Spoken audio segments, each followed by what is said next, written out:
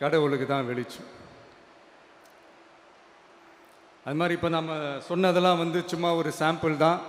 இன்னும் வரப்போகிற நாட்களில் உங்கள் அரசனுடைய அந்த விஸ்வரூபத்தை நீங்கள் பார்ப்பீங்க.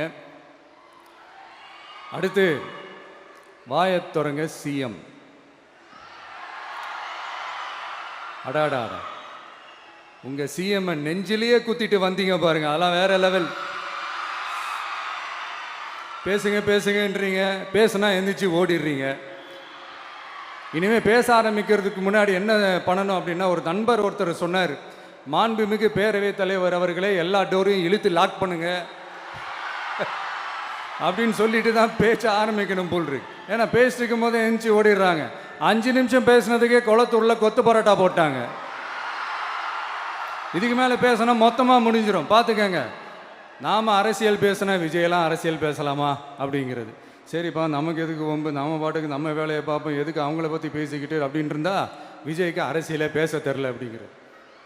இப்படியே மாறி மாறி மேகதாது அணையை பற்றி என்ன தெரியும், விஜய் அதை பற்றி பேசலை.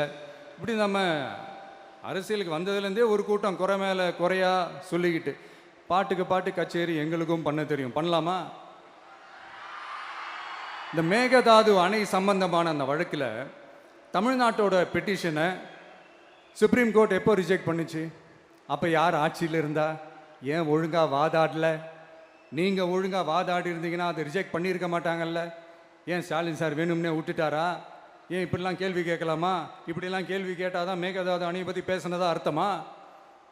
ஏன் அந்த ஸ்டேட்டு சிஎம் பேசுகிறாரு, நீங்கள் ஏன் பேசலை அப்படின்னா, நம்ம ஸ்டேட்டோட உரிமையை எங்கே நிலைநிறுத்தணுமோ அதுக்காக வேலை பார்க்குறது மட்டும்தான் முக்கியம். சும்மா சவால் விட்டுக்கிட்டு சீண்டிப்பார், நான் யார் தெரியுமா, தொட்டுப்பார், இப்படிலாம் பேசிக்கிட்டு இருந்தால் வேலைக்கு ஆகாது. சும்மா பேசி பேசி பிரச்சனையை வளர்த்துக்கிட்டு யார் மேலே அது பழியை தூக்கி போட்டுட்டு அப்புறம் மக்களை அம்போன்னு தெருவில் விட்டுட்டு இப்படி தான் ஒரு அரசியல் பண்ணணும்னா அந்த அரசியல் நமக்கு தேவையும் இல்லை, அதை நம்ம செய்யவும் போகிறதில்ல. Talk less work more mode தான், அதுதான் நம்ம பாலிசியே. அதனால தான் சட்டசபையில் அந்த அரசினர் தீர்மானம்னு சொல்லி ஒன்று கொண்டு வந்தோம். அது எப்படி டு டேக் இட் ஃபார்வர்ட் எப்படி கொண்டு போகணுமோ அதை சரியாக செய்வோம். சென்ட்ரல் கவர்மெண்ட்லேருந்து அந்த டீலிமிட்டேஷனை திரும்ப கொண்டு வர போகிறதா ஒரு பேச்சு ஒன்று அடிப்படுது. யார் என்ன டீலிமிட்டேஷன் கொண்டு வந்தாலும் தமிழ்நாடு அது ஒத்துக்காது. நமக்கான இடத்தை யாரும் பறிக்கவும் முடியாது, அது பறிக்கவும் விட மாட்டோம். இப்படி நாம் இருக்கும் போது இந்த தீய சக்தி திமுக எங்கே போய் நிற்குது, யார் கதவை தட்டிக்கிட்டு நிற்குது, அது உங்களுக்கே நல்லா தெரியும். மக்களே, இந்த தீய சக்தியும் தீந்து போன சக்தியும் வேறலாம் இல்லை, கூட்டு களவாணிங்க. சொல்ல முடியுமா அவங்களால? எங்களுக்குள்ள ஒட்டும் இல்லை, உறவும் இல்லை, அறிவிக்க முடியுமா, நிரூபிக்க முடியுமா? இந்த வரப்போகிற இடைத்தேர்தலில் அதை நிரூபித்து காட்டுங்க, அப்புறமா பேசுங்க. மக்களை, என் மனசை விட்டு கரூர் எப்பவும் நீங்கவே நீங்காது. நமக்கு ஏற்பட்ட வேதனையான சம்பவத்தை, நமக்கு எதிராக நடந்த சதியை, சூழ்ச்சியை இனி வர்ற ஜென்ரேஷனும் அவங்களுக்கு தெரியப்படுத்தணும்ல. அதுக்காகவே இனி ஒரு அரசியல் சதியை, அரசியல் சூழ்ச்சியை யாரும் யோசிக்கவே கூடாதுன்றதுக்காகவே கரூரில் ஒரு நினைவு சின்னத்தை நம்ம டிவிகே சார்பாக அமைக்கப்படும் அப்படின்றத அறிவிக்கிறோம். அப்புறம் கரூர்லேருந்து ஒட்டுமொத்த தமிழ்நாட்டு மக்களுக்கும் சொல்கிறேன், உங்கள் டிவிகே அரசு உங்களுக்காகத்தான் உழைக்கும். அடிப்படை வசதிகளை முதல்ல நிறைவேற்றணும். ஒரு பக்கம் நிதி நிலைமையை சரி செஞ்சுக்கிட்டே, இன்னொரு பக்கம் அப்படியே நாம் சொன்னதில் ப்ரையாரிட்டி பார்த்து ஒவ்வொன்றா படிப்படியாக நிறைவேற்ற ட்ரை பண்ணுவோம். இது எப்பவும் உங்களுக்கான அரசாக தான் இருக்கும்.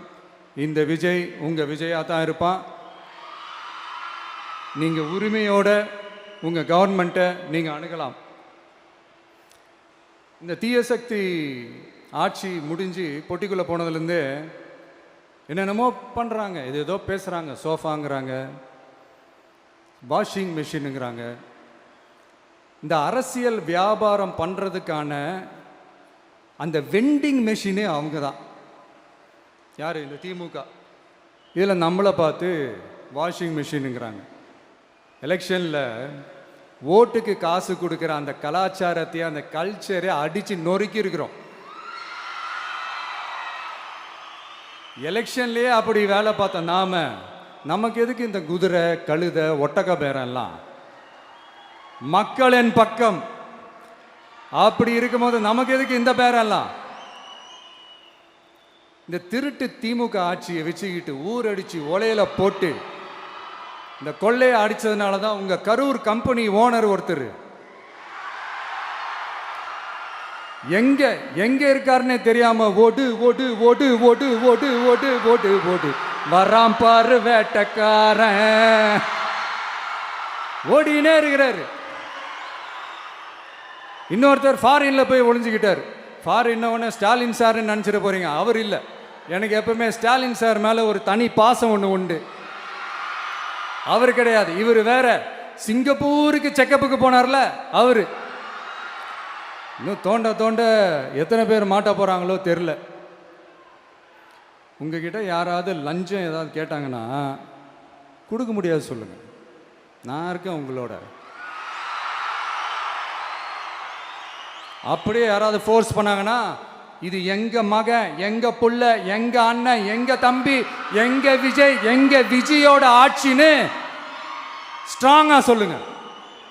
மக்களே, நீங்க கூட இருக்கும் போது லஞ்ச ஊழல் மட்டும் இல்லை, அதிகாரத்தை வச்சு ஆட்டம் போடுற யாரா இருந்தாலும் அடங்கிடுவாங்க. இந்த கடமை கண்ணியம் கட்டுப்பாடுன்ட்டு ஒரு காலத்துல கொள்கையோடு இருந்த கட்சியெல்லாம் இன்னைக்கு எப்படி இருக்கான்னு உங்களுக்கே தெரியும். அதாவது இந்த டிவிக்கே கட்சியோட தலைவரை எதிர்க்கிறதுல ஒரு நியாயம் இருக்கு. ஏன்னா உங்க பொழப்புல மண்ணள்ளி போட்டான். என்ன இந்த ஊழல் லஞ்சம்லாம் பண்ண மாட்டேன்னு சொல்லி உங்க அரசியலையே ஒரு தெருமுனைக்கு கொண்டாந்து விட்டான். மக்கள் வேற அவனை தான் நம்புறாங்க. ஸோ இந்த விஜயை எதிர்க்கிறதுல ஒரு அரசியல் நியாயம் இருக்குது, அதை புரிஞ்சுக்கலாம்.